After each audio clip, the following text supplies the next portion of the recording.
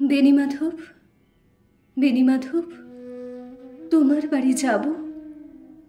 বেণীমাধব, তুমি কি আর আমার কথা ভাবো? বেণীমাধব মোহন বাসি তমাল তরুমূলে বাজিয়েছিলে।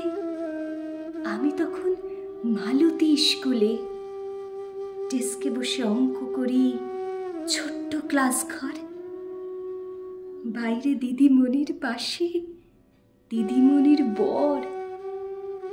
আমি তখন নবম শ্রেণী, আমি তখন শাড়ি। আলাপ হলো বেণীমাধব সুলেখাদের বাড়ি।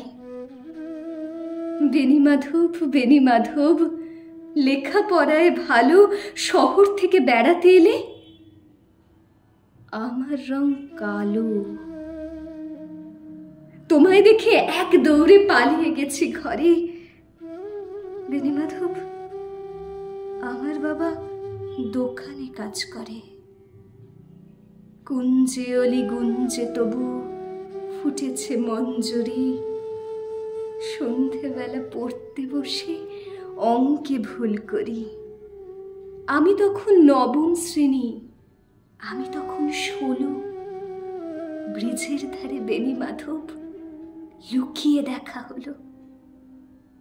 বেণীমাধব, বেণীমাধব, এতদিনের পরে সত্যি বলো, সেসব কথা এখনো মনে পড়ে? সেসব কথা বলেছ তুমি তোমার প্রেমিকাকে? আমি কেবল একটি দিন তোমার পাশে তাকে দেখেছিলাম আলোর নিচে, অপূর্ব সে আলো। স্বীকার করি দুজনকেই মানিয়েছিল ভালো। জুড়িয়ে দিল চোখ আমার, পুড়িয়ে দিল চোখ। বাড়িতে এসে বলেছিলাম ওদের ভালো হোক। রাতে এখন ঘুমাতে যাই একতলার ঘরে। মেঝের উপর বিছানা পাতা, জ্যোৎস্না এসে পড়ে। আমার পরে যে বোন ছিল চোরাপথের বাঁকে মিলিয়ে গেছে। জানি না আজ কার সঙ্গে থাকে। আজ জুটেছে, কাল কি হবে? কালের ঘরে শনি। আমি এখন এই পাড়ায় সেলাই দিদিমণি। তবু আগুন বেণীমাধব, আগুন জ্বলে কই।